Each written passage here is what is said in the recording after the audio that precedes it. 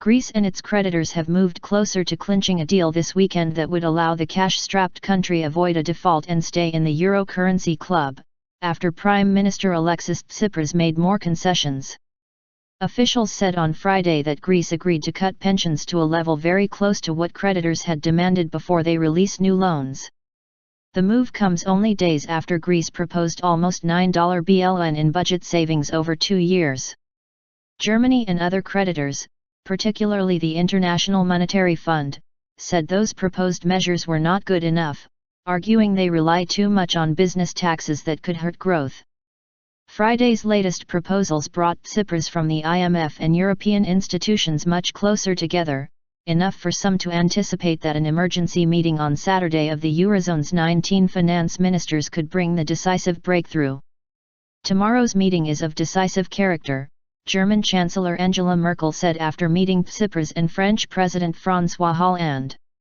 European Commission President Jean-Claude Juncker agreed. There is a real chance to conclude an agreement, he said, adding that Saturday was a crucial day not only for Greece but for the euro area as a whole.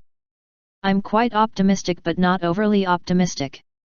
Under the latest proposal, Athens said it will cut the contribution from the Greek state to pensions by between 0.25% and 0.5% of GDP this year and by 1% next year. An official from one of the creditor institutions said that if you assess both sides, the difference now is very, very small. Megan Green, chief economist at Manulife Asset Management, said that the gap between Greece and its creditors looks much smaller now that Greece has caved on some of its proposed pension reforms. Negotiations have stumbled on what economic reforms Greece must make in return for the remaining €7.2 billion in its international bailout program.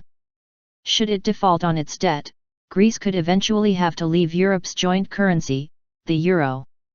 That would likely plunge the country back into a deep and long recession and shake European and global markets. Running out of time. European leaders have demanded finance ministers from eurozone countries reach an agreement on Saturday on the reforms Greece must make to unfreeze its bailout loans.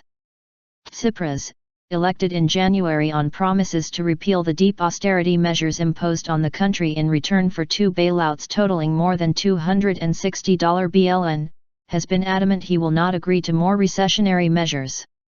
With the European part of Greece's bailout expiring on Tuesday, and with it the country's potential access to the remaining funds, time is running out.